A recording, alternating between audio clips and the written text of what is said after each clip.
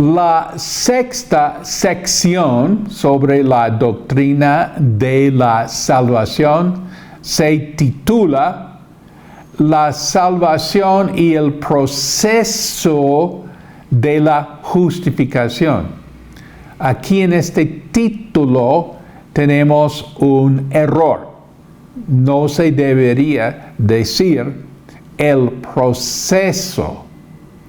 La justificación no tiene proceso, pues tendrá proceso en el sentido que uno en su acercamiento a Dios pues tiene su proceso de llegar, digamos, a los pies del Señor, pero la justificación no tiene un proceso. Aquí tenemos un error así en la redacción, quizás queriendo hablar de muchos aspectos de la justificación, pero tengamos esto bien claro. Se debería decir el título La salvación y la justificación. Las doctrinas de justificación y de regeneración están muy relacionadas. La regeneración toma lugar en el corazón del creyente. La justificación tiene que ver con la posición del creyente ante Dios. La regeneración describe la impartición de vida, mientras que la justificación se refiere a ser declarado justo a los ojos de Dios. La regeneración es la respuesta divina al problema de la muerte espiritual.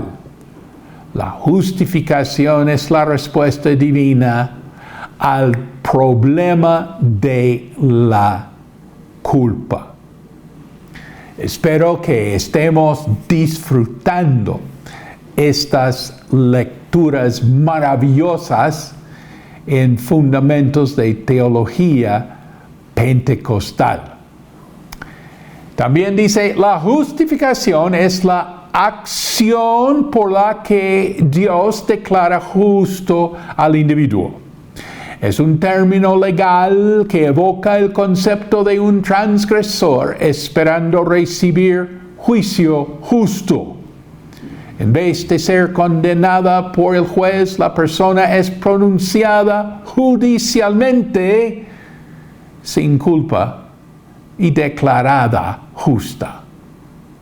Esto no significa que el pecador sea justo, sino que es declarado justo en base a su fe en el sacrificio del Señor Jesucristo.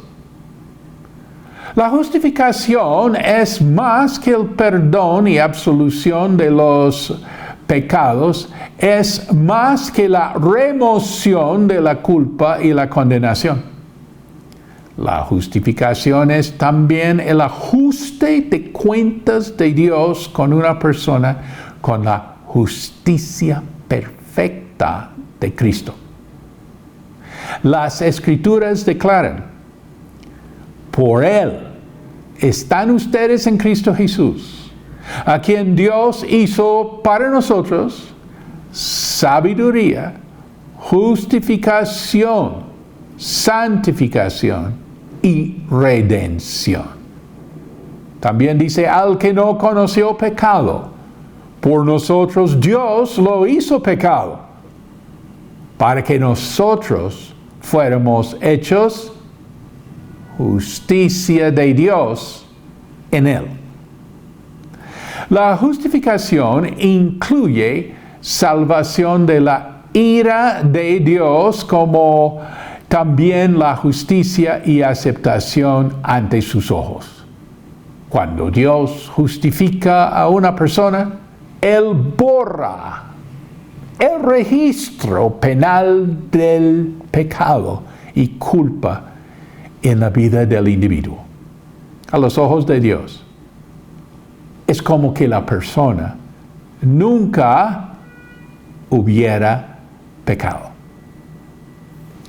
Seguimos el método de justificación. Punto 1, no por obras. Punto 2, no por guardar la ley. Punto 3, por el don de la gracia de Dios. Vamos a tomar un momento para definir qué es la gracia. La gracia es la provisión de Dios para la necesidad del hombre en Cristo Jesús. Yo sé que la definición que más manejamos, que es buenísima, es que la gracia es el favor no merecido de Dios. Pero para ir un poquitico más al fondo, la gracia es una provisión, es lo que Dios provee.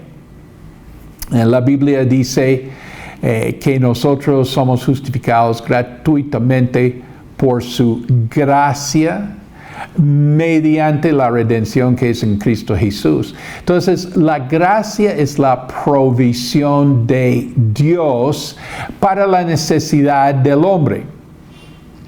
Ponte a pensar, el hombre tiene muchas necesidades. ¿Cuántas necesidades tenemos nosotros? ¿Cuántas necesidades tienes tú? ¿Cuál es la necesidad más grande que uno tiene? Pues primero es pagar el arriendo. Pues eso sí es una gran necesidad, pero no es la más grande. ¿Cuál es la necesidad más grande?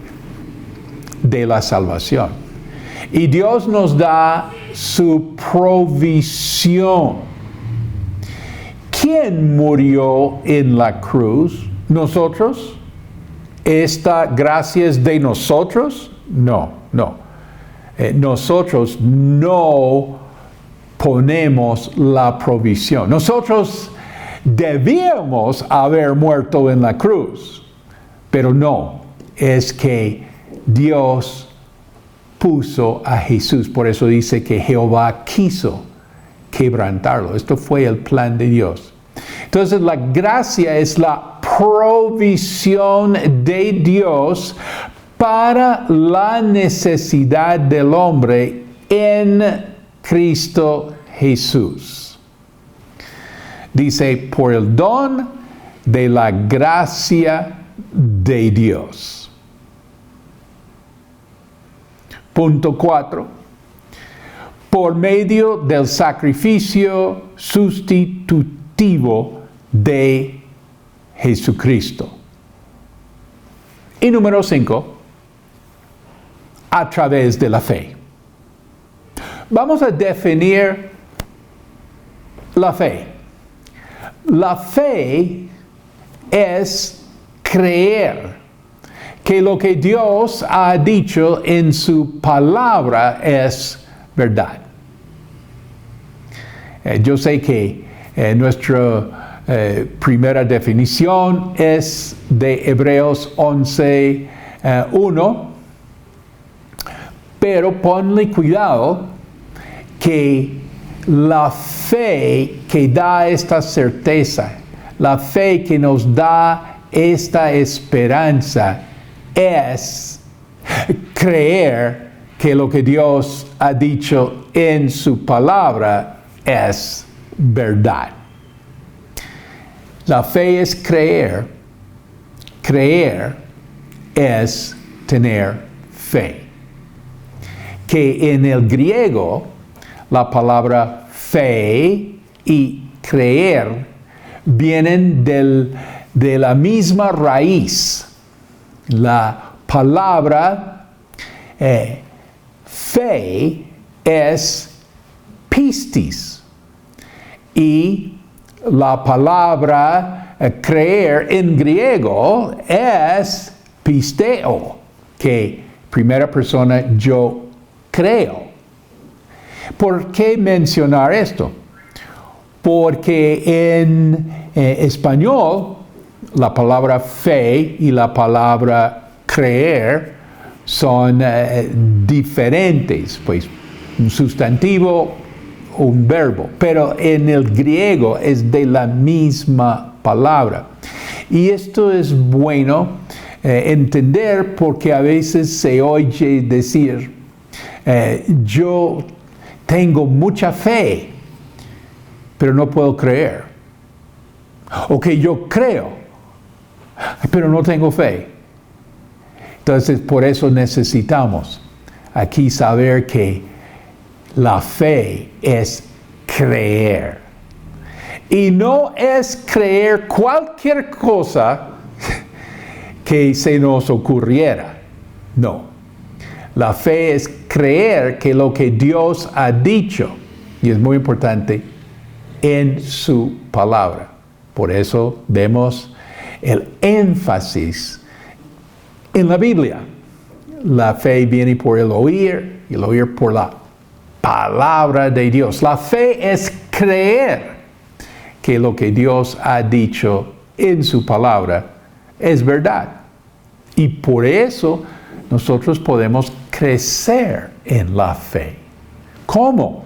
Porque vamos conociendo más y más lo que Dios ha dicho en su palabra. Nosotros sí crecemos en la fe y vamos creyendo en lo que Dios ha dicho en la Biblia a través de la fe. Vamos a mencionar 3 aspectos de la salvación para tener nuestra perspectiva en la justificación. Podemos entender que la salvación significa ser librados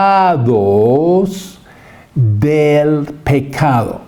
Es muy importante el contexto de la palabra salvación o salvos. Yo soy salvo, yo fui salvo. Tenemos que preguntar, ¿salvo de qué? Pensando en una situación de salvación, vamos a imaginar que se oye en la calle afuera un frenado de esos que y que, bueno, no pasó nada y se oye gritos de una mujer. Mi hija, mi hija. Y todo el mundo se sale de la casa a ver qué pasó, que se escuchó ese frenado de un carro y una mujer gritando, mi hija, pues uno alcanza a pensar en todo. Y alguien dice, se salvó. La niña se salvó. Oh. ¿Se salvó de qué? Pues de haber sido atropellada. Gracias a Dios se salvó. O sea, es muy importante el contexto cuando uno dice que se salvó. Pues, ¿se salvó de qué? Vamos a poner otro ejemplo, que estamos en la piscina, en un centro recreacional, y se oye gritar una mujer, mi hija, mi hija. Y ahí está esa gran piscina, mi hija, pero con una angustia, y de pronto se oye decir, Se salvó. La niña se salvó. ¿Se salvó de qué? Pues uno se imagina, pues estamos al lado de una piscina, hay una mujer, parece que madre, está gritando, mi hija, con una angustia y todo. Y pues gracias a Dios alguien dice, tranquila señora, la niña se salvó. ¿Se salvó de qué? Pues de ahogarse. ¿Sí? Es que hay que preguntar, ¿la salvación es de qué? Bueno, vamos a imaginar que esta niña, ¿quién es? Mucha aventura. Y su madre está contando a las amigas un día, no, que mi hija se salvó. ¿Se salvó de qué? No, lo que pasa es que tenía un mal novio. Pero se salvó. Se salvó. ¿De qué? Pues de un mal matrimonio. Es que todo depende del contexto. Y cuando nosotros hablamos de la salvación en la Biblia, en nuestro tema de la justificación, estamos hablando de ser salvos del pecado. Y ahora queremos ver que esta salvación del pecado, otra vez, la salvación es ser librado del pecado. Porque si la salvación no es ser salvo del pecado, pues no es salvación, es carreta. La salvación es ser salvos ¿de qué? Del pecado. La salvación tiene tres aspectos: pasado, presente y futuro.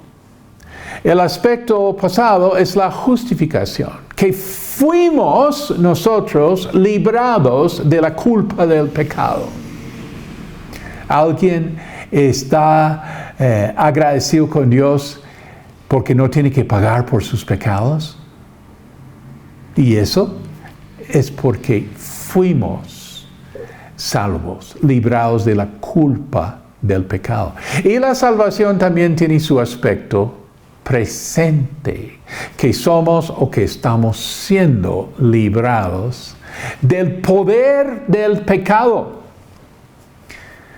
¿El pecado todavía tiene poder? ¿Hay alguien aquí siendo cristiano quien haya sido tentado? Sí.